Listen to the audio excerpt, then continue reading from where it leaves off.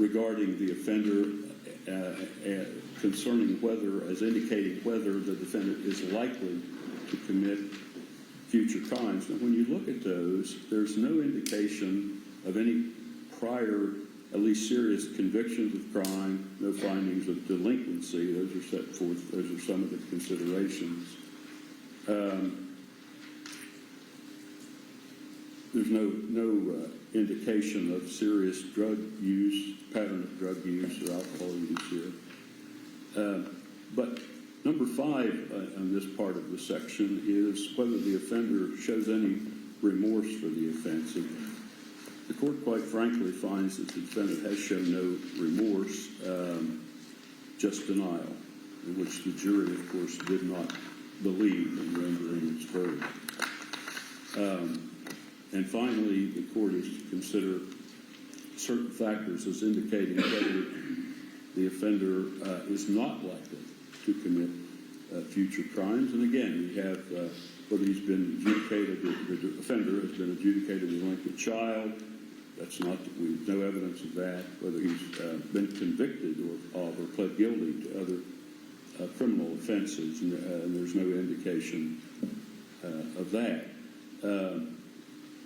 But the third says whether the offender has lived a law-abiding life for a significant number of years. And there's quite a bit of indication in the defendant's testimony himself that he did not live he was not living a law-abiding life. There were several crimes undetected and certainly unprosecuted that he has acknowledged in his testimony that he had committed. Also, a consideration is whether the offense was committed under circumstances not likely to recur. Well, the court can't make a finding like that because the circumstances here involve family relationships, which if the defendant went on with his life out of prison, he undoubtedly would develop other relationships with other people. And whenever you have those type of relationships, family relationships, you have family disagreements, the old suspicions, the old disagreements, and maybe this way of settling those matters could reoccur. So the court can't find these circumstances are not likely to recur. The fifth finding here that the court is, or the factor is that the offender shows genuine remorse for the offense. And again, the court finds that no remorse has been shown, only denial. And again, the jury did not believe the denial. The court's also to consider, as I indicated, military service where applicable, and that's not here. So the court's considered all of these factors that the court's required to consider and is ready to impose sentence. So, Mr. Wagner, I'll ask you to stand at this point.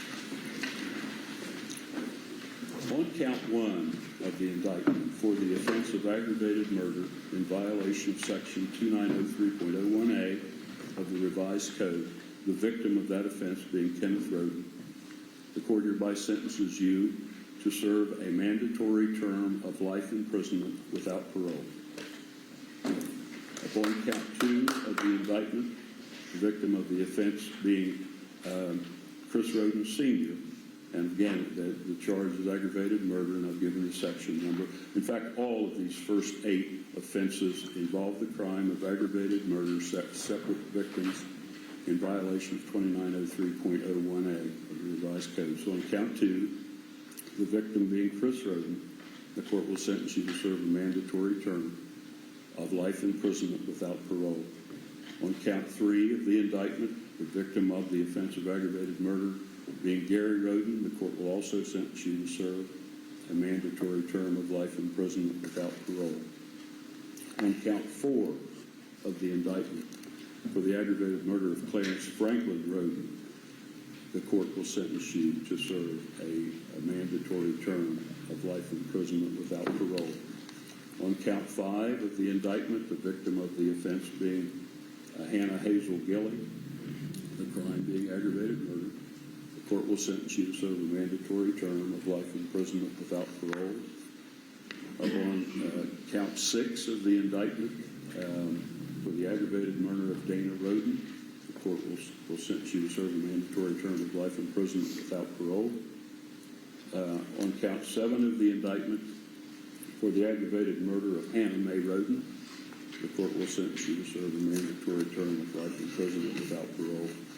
And on count 8 of the indictment, the victim of the offense being Christopher Rhoden Jr., for the offense of aggravated murder, the court will sentence you to serve a mandatory term of life imprisonment without parole.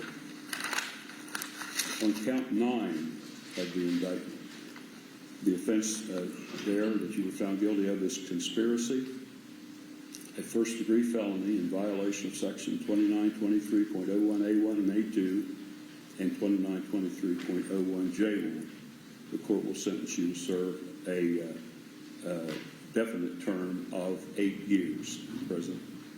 On count 10, for the offense of aggravated burglary, and this was at 1084 Left Fork Road, in violation of Section 2911.11A1 and 2911.11A2 and 2911.11B, a felony of the first degree, the court will sentence you to serve a prison term of 8 years. On count 11, the charge is aggravated burglary involving the premises at 4119 Union Hill Road. Again, the section numbers are 2911.11A1 and A2 and 2911.11B. A felony of the first degree, the court will sentence you to serve a definite prison term of 8 years. On count 12, for the offense of aggravated burglary, the section numbers are the same. This involves the premises at 4077 Union Hill Road, a felony of the first degree. The court will sentence you to serve a prison term of 8 years. On count 13, for aggravated burglary at 3122 Union Hill Road, the section numbers, of course, are the same. Felony of the first degree, the court will sentence you to serve a definite prison term of 8 years. On count 14, unlawful possession of dangerous ordnance, 2923.17A1 of the Revised Code, a 5th degree felony. The court will sentence you to serve a prison term of 10 months. Count 15, tampering with evidence. This involves phones and cameras, 2921.12A1 and 2921.12B, a felony of the 3rd degree. The court will sentence you to serve a prison term of 24 months. Upon count 16, tampering with evidence involving custody documents, the court will sentence you to serve a prison term of 24 months, and section numbers there are 2921.12A2 and 2921.12B. Again, it's a felony of the 3rd degree. On count 17, for the offense of tampering with evidence involving security, home security system, shell casings, and silencer, 2921.12A1 and 2921.12B of the Revised Code of Felony of the 3rd degree. The court will sentence you to serve a definite term of 24 months. On count 18, for the offense of forgery, 2913.31A1 and A2, and 2913.31C1B. It's a felony of the 5th degree. The court will sentence you to serve a prison term of 10 months. On count 19, unauthorized use of property, 2913.04B and 2913.04G2. That's a felony of the 5th degree. The court will sentence you to serve a prison term of 10 months. On count 20, interception of wire, oral, or electronic communications, 2933.52A1 and 2933.52C, a felony of the 4th degree. The court will sentence you to serve a prison term of 12 months. On count 21, obstructing justice, 2921.32A4 and A5 and 2921.32C3, a felony of the 5th degree. The court will sentence you to serve a prison term of 10 months. And upon count 22, engaging in a pattern of corrupt activity, 2923.32A1 2922A1 and 2923.32B1, that's a felony of the first degree, the court will sentence you to serve a prison term of 8 years, and that's a mandatory term pursuant to 2913F.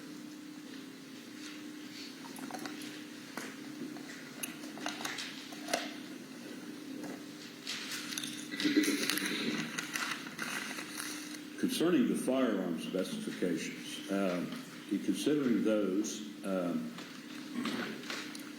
specifications, all of which the jury found you guilty, the court, the section 2929.14B1B provides that such mandatory prison terms shall not be reduced pursuant to section 2967.19, that's petition for early release. Section 2929.20, that's judicial release. Section 2967.193, that's earned days credit, or any other provision of Chapter 2967 or Chapter 5120 of the Revised Code. And the statute further provides, or the law further provides by condition, decree, and decision, that you not receive jail time credit for the prison sentences imposed for the firearm specifications. And finally, prison terms imposed for firearm specifications are to run consecutively to and are to be served consecutively to each other and consecutively to and prior to prison terms imposed for the underlying offenses. The court is aware that 2929.14B1B provides that except as provided in B1G of the section, the court shall not impose more than one prison term on any offender under B1A for felonies committed as part of the same act or transaction. Now, there's an exception stated in 2929.14B1G, and that exception is that if the offender is convicted of or pleads guilty to 2 or more felonies, if one or more of those felonies are aggravated murder, attempted aggravated murder, aggravated robbery, felonious assault, or rape, and if the offender is convicted or pleads guilty to a firearm specification in connection with 2 or more of the felonies, the sentencing court shall impose on the offender the prison term specified for the 2 most serious specifications of which the offender is convicted or to which the offender pleads guilty, and in its discretion may also impose on the offender the prison term specified for any or all of the remaining firearm specifications. Now, based upon the way in which the Ohio Supreme Court has defined in case law same act or transaction, this court finds that the 8 aggravated murders charged in counts 1, 2, 3, 4, 5, 6, 7, and 8 do not constitute the same act or transaction, with different victims involved in all of those as one of the reasons why. But I'm finding that they're not the same act or transaction, and the court will therefore impose a mandatory prison term upon one of the specifications stated for which you've been found guilty with respect to each of those counts, and I'll get into that here in a minute, and for each of those 8 counts of the indictment. The court further finds that although for the purposes of sentencing, in this case, on the specifications, on the firearm specifications, the aggravated burglary charged in count 10 may constitute the same act or transaction as the aggravated murder charge in count 1, which may be the same act or transaction, that the aggravated burglary charged in count 11 may constitute the same act or transaction as aggravated murder charge in count 4 and the aggravated murder charge in count 5, that's based upon the victims in that residence, and the aggravated burglary charge in count 12 may constitute the same act or transaction as the aggravated murder charge in count 2 and the aggravated murder charge in count 3, and that the aggravated burglary charge in count 13 may constitute the same act or transaction as the aggravated murder charge in count 6, the aggravated murder charge in count 7, and the aggravated murder charge in count 8. Pursuant to section 2929.14B1G, the court shall impose a sentence on the most serious firearm specifications of which the defendant was convicted as to count 10, count 11, count 12, and count 13 as well. Therefore, as to specification 3 to count 1, the court imposes a mandatory prison term of 6 years. As to specification 3 to count 2, the court imposes a mandatory prison term of 6 years. As to specification 3 to count 3, the court imposes a mandatory prison term of 6 years.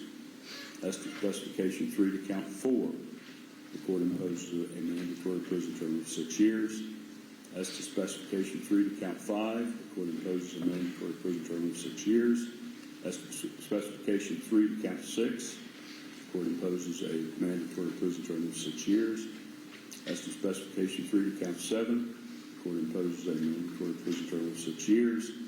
As to specification 3 to count 8, the court imposes a mandatory prison term of 6 years. As to specification 3 to count 10, the court imposes a mandatory prison term of 6 years. As to specification 3 to count 11, the court imposes a mandatory prison term of 6 years. As to specification 3 to count 12, the court imposes a mandatory prison term of 6 years. As to specification 3 to count 13, the court imposes a mandatory prison term of 6 years. As to specification 2 to count 14, the court imposes a mandatory prison term of 3 years. And as to specification 3 to count 22, the court imposes a mandatory prison term of 6 years, resulting in a total of mandatory prison terms of 81 years for those firearm specifications, which are to be served consecutively to each other and consecutive to and prior to the prison terms imposed for the underlying felonies, and also those prison terms of 81 years are not to be reduced pursuant to any sections of law, and there's no jail time credit for those on those. The court also finds that consecutive service of the prison terms imposed in this case is necessary to protect the public from future crime and to punish the defendant, and that consecutive sentences are not disproportionate to the seriousness of the defendant's conduct and to the danger the defendant poses to the public. The court further finds that the defendant committed the offenses of which he has been found guilty in this action as part of one or more courses of conduct, and the harm caused by all of the offenses so committed was so great and unusual that no single prison term for any of the offenses committed as part of any of the courses of conduct adequately reflects the seriousness of the defendant's conduct. The court also finds that the defendant's history of criminal conduct, although, as we mentioned, undetected and unprosecuted, but referred to by the defendant in his own testimony and also in the testimony of co-defendants. The defendant's history of criminal conduct demonstrates that consecutive sentences are necessary to protect the public from future crime by the offender. The court therefore orders that the prison terms of life imprisonment without parole imposed in counts 1, 2, 3, 4, 5, 6, 7, and 8 shall be served consecutively to each other and consecutive to the prison terms imposed for the 14 firearm specification. The 8-year prison terms imposed in counts 10, 11, 12, 13, and 22 shall be served consecutively to each other and consecutively to the prison terms imposed in counts 1, 2, 3, 4, 5, 6, 7, and 8, and consecutive to the prison terms imposed on the 14 firearm specifications. The prison terms imposed in counts 9, 14, 15, 16, 17, 18, 19, 20, and 21 shall be served concurrently with each other and concurrently with the prison terms imposed in counts 10, 11, 12, 13, and 22. The aggregate of this sentence is 8 consecutive terms of life imprisonment without parole, plus 121 years, 81 years of which are mandatory and shall be served prior to the prison terms imposed for the underlying felonies, cannot be reduced pursuant to law, and for which there is no jail time credit. The 8 years imposed on count 22 also is a mandatory credit. Now, the law provides that upon the defendant serving the prison terms, the definite prison terms, and non-life prison terms imposed in counts 9, 10, 11, 12, 13, and 22. Those are all first-degree felonies. If he is released from prison upon the serving those terms in full, the law provides that he would be released on post-release control for a mandatory period of 5 years for each of those offenses, and would be supervised by the adult parole authority. And upon the defendant serving the prison terms imposed for the felonies in counts 14, 15, 16, 17, 18, 19, 20, and 21, if he's released from prison upon serving those prison terms in full, he may be released upon optional post-release control for a period of up to 2 years if the parole board finds that his release on post-release control is necessary for him. Now, I'm going to advise him of the post-release control, although, of course, the overriding sentences of life imprisonment without parole on the first 8 counts would make this advisement somewhat maybe unnecessary, but the law does provide that I'm to advise him of this, so I'm going to complete the sentencing of this defendant. PRC, of course, does not apply to counts 1, 2, 3, 4, 5, 6, 7, and 8.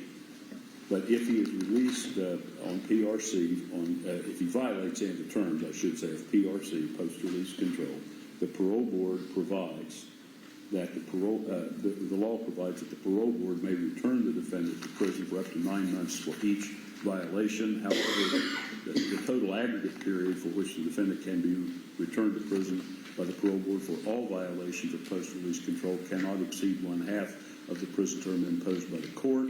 If the defendant commits a new felony while on post-release control, then any court that sentences him on that new felony, in addition to imposing a prison term for the new felony, may impose an additional prison term for the violation of post-release control, and the maximum period of that additional prison term is 1 year, or the time he has remaining on his post-release control period, whichever is greater, and any prison term imposed for the violation of post-release control would be imposed consecutively to any prison term imposed for the new felony committed while on post-release control.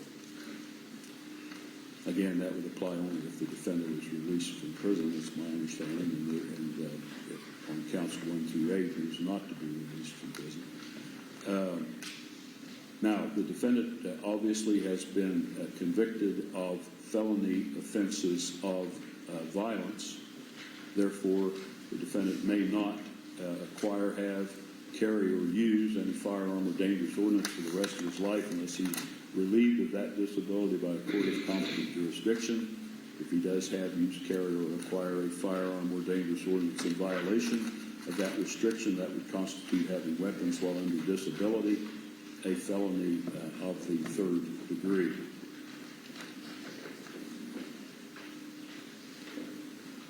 The court will not impose a fine on any of these offenses.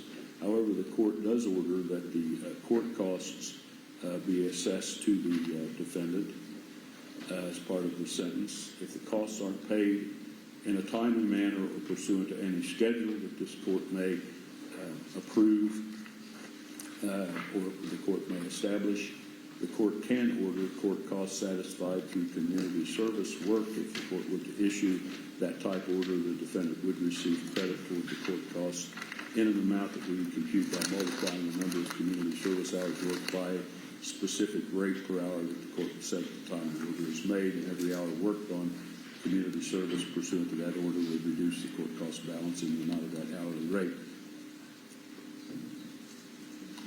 You do have the right, Mr. Wagner, to appeal the judgment and sentence of the court. If you cannot afford the cost of an appeal, you have the right to appeal without cost. If you cannot afford an attorney or cannot obtain an attorney to assist you with your appeal, you have the right to have an attorney appointed for that purpose at no cost to yourself. It's my understanding you've already filed a motion requesting that, and the court will be looking at the motion and trying to, and appointing you an attorney, I'm sure. If you cannot afford the documents necessary for an appeal, you have the right to have those documents provided at no cost to yourself, and you have the right to have a timely notice of appeal filed on your behalf. Now, on behalf of the state, are there any additions or corrections or anything that you wish to say with regard to the sentence just imposed?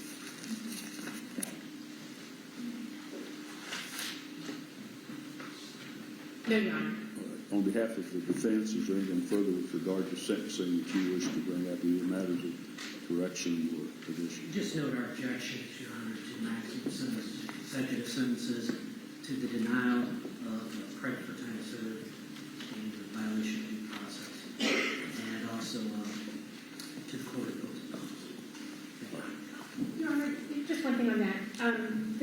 I think the jail time credit is 1,492 days. I realize that does not get attributed to the yes. firearm specifications, Yes. but it certainly would to. He doesn't receive on the firearm specifications. I'm glad you mentioned that. Do you have the number of days there?